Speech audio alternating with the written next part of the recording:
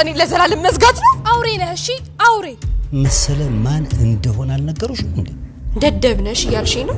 መሰለ ሞዴል ስንዲያም ባቴኑ ከባድ ውሳኔ ወሰነ። አቶ መሰለን አገታቸው። አቶ መሰለ በሉሊት ላይ ወይም ደግሞ ሉሊትን እያስፈራራና እንዲሁም ደግሞ እናትሽና እንዲሁም አባትሽ መኖር እንዲፈልጊ ከሆነ እንዲኖሩ ከፈለግሽ አሁኑኑ በእኔ ቤት ንግስት ሆነሽ ተቀመጭ ይላታል። ይኸውልህ በአንተ ቤት ንግስት ሳይሆን የሰፈነው ሰይጣን ነው። ስለዚህ የፈለግከውን ነገር ማድረግ ትችላለህ። እኔ ግን በፍጹም ያንተ ሚስት ልሆንም አልችልም። ስለዚህ አቶ መሰለ ከአሁን በኋላ ሳይህም በጣም እጠላሃለሁ እንኳን አይደለምና ባል አድርጌ ላኖርህ ብላም ሉሊት ትናገራለች። ይህንን እየፎከረ እንግዳውስ አሳይሻለሁ በማለት ቤተሰቦችሽን አባትሽንም ሆነ እናትሽን ዋጋቸውን እሰጣቸዋለሁ እያለ ሲል ባንቴኑ በጣም ይናደድና አቶ መሰለ ባንቴኑን መንገድ ላይ ቀጥሮት ነበረ። እናም በዛን ሰዓት ነበር በጣም ተናዶ ባንቴኑ አቶ መሰለን አንገቱን ያነቀው። እናም ወስዶም አንድ ቤት ያሰረው። ሲያስረውም እንግዲህ ይህንን ነገር አደርጋለሁ ብሎም ያላሰበው ባንቴኑ ነገር ግን አሳስቶታል። መሰለም ባንቴኑን ይውልህ አንተ ልንገርህ አይደለ አሁን ላይ ገደልከኝም አልገደልከኝም እናንተ ግን ደግሞ መሞታችሁ አይቀርም። እኔ ልሞት እችላለሁ ግን ደግሞ እናንተም በዚች ምድር ላይ አትኖሯትም በማለት ይነግረዋል። ባንቴኑም አዎ ልክ ነህ፣ አንተ ስትሞት እኛ ግን ደግሞ ኑሯችን አጣጥመን እንኖራለን በማለት ይመልስለታል። ባንቴኑም እያላሰበው ከባድ ችግር ውስጥ ገባ። አቶ መሰለን ሲያስፈራራበት የነበረውን ሽጉጥ ከፊት ለፊቱ አድርጎም እሱም ደግሞ ስልኩን ለዴብ መደወልም ጀመረ። ዴብን ስልኩን እያወራ ወደ ውጭ ይወጣል። አቶ መሰለም ሽጉጡን ነበር ያየው።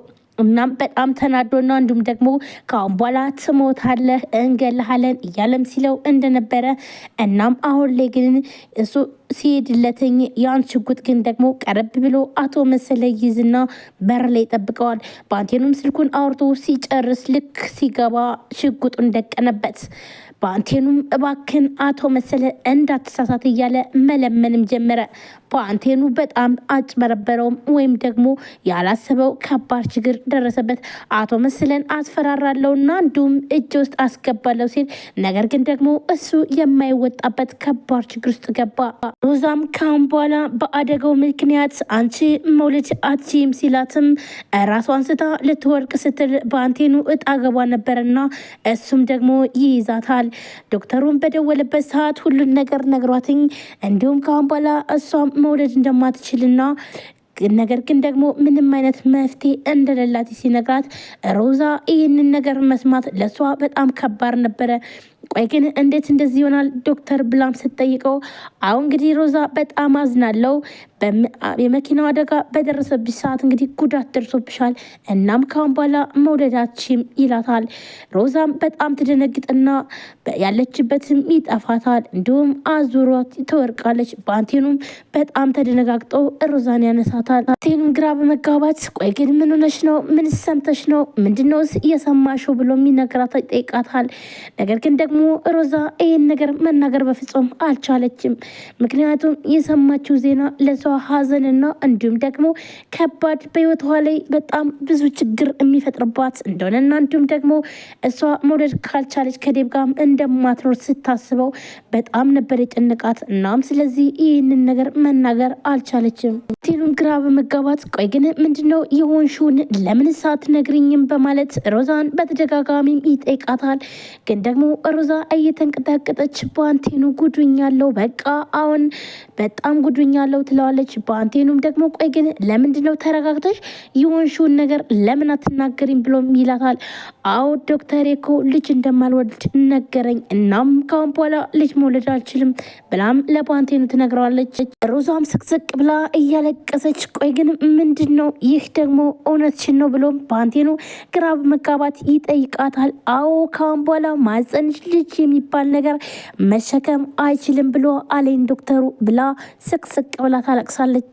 በቃ እኔ ምንም አይነት ዋጋ የለኝም እማዬ ብሎ የሚጠራኝ ልጅ ወይም ደግሞ እኔ ልጄ ብዬ የምጠራው ልጅ የለኝም። በቃ እኔ በዚች ምድር ላይ የምኖረው ለምንድን ነው? ቆይ እኔ ግን ለምንድን ነው በሁሉም ነገር እድለቢስ ሲሆንኩትኝ? እያለች ሮዛም ማልቀስ ጀመረች። ባንቴኑም ግራ በመጋባት ቆይ እስኪ ተረጋጊና ዶክተሩን እናናግረው። ቆይ ግን መቼ ነውስ ይሄንንስ ሊነግርሽ የቻለው? ቆይ አሁን ነው ወይስ ሰምተሻል? ይላታል። ሮዛም ግን ደግሞ እያዘነችና እያለቀሰች ዶክተሩ ትክክለኛ አሁን እንዳላትኝ ትነግረዋለች። ቴኑም በጣም ተደነጋግጦ ሮዛ እውነት ለመናገር ላንቺ እኔ በጣም አዝናለው ይላታል።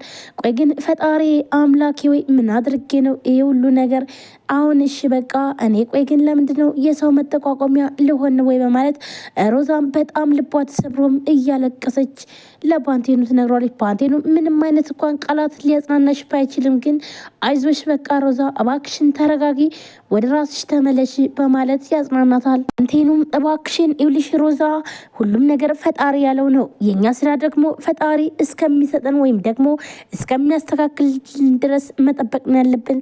እናም አንቺ አሁን ላይ መረጋጋት አለብሽ፣ እባክሽን ተረጋጊ እያለም ይጠይቃታል። ሮዛም ግን ደግሞ በጣም ታለቅሳለች፣ በጣም አዝናለች። ምንም እንኳን ተንኮለኛና እንዲሁም ብዙ ሴራ ብታሴር በተለይ ደግሞ በባንቴኑ በጣም ብዙ ነገር ብታደርግ ባንቴኑ ግን አሁን ስታለቅስ ሮዛን ዝም ማለት አልቻለም ነበር። እሱም ያደረገው ነገር ማጽናናት ነበር። ሮዛ ግን ምንም አይነት ቃላት ሊያጽናናት አልቻለም። ሰላም ሰላም፣ ጤና ይስጥልን ውድና የተከበራችሁ የቻናል ቤተሰቦች እንዴት ናችሁ? ለዚህ ቻናል አዲስ የሆናችሁ ሰብስክራይብ፣ ላይክ፣ ሼር በማድረግ ቤተሰቡ ነው ቤተሰቦናችሁ ወንድሞቼ ከልብ ነው የማመሰግነው። ውድ ቤተሰቦቼ ዛሬ በአዲስ ቪዲዮ መጥቻለሁ። ትንሿ ሙሽራ ቀጣይ ክፍል ይዤላችሁ መጥቻለሁ። እናንተ ታዲያ ቪዲዮ ላይክ፣ ሼር፣ ሰብስክራይብ እያደረጋችሁ ስለምታበረታቱኝ ከልብ አመሰግናለሁ። እንዲሁም አዲስ ከሆናችሁ ለዚህ ቻናል አሁኑኑ ሰብስክራይብ አድርጋችሁ የደውል ምልክቷን መጫናችሁን አትርሱ። ውድ ቤተሰቦቼ በየሰዓቱ እንግዲህ አዳዲስ ቪዲዮዎችን ስንለቅ እንዲደርሳችሁ ለእናንተ የደውል ምልክቷን ማጥቆራችሁን አትርሱ። እንዲሁም ሰብስክራይብ ማድረጋችሁንም እንዳትረሱ። እንዲሁም ሀሳብ አስተያየታችሁን ኮሜንት ላይ አስቀምጡ። የመሰላችሁን እንግዲህ ዛሬ ትንሿ ሙሽራ ቀጣይ ክፍል ምን ተፈጠረ የሚለው ነው ይዤላችሁ የመጣሁት። አቶ መሰለ እንግዲህ አሁን ላይ በጣም ከባድ ሁኔታ ውስጥ ገብቶ ነበር።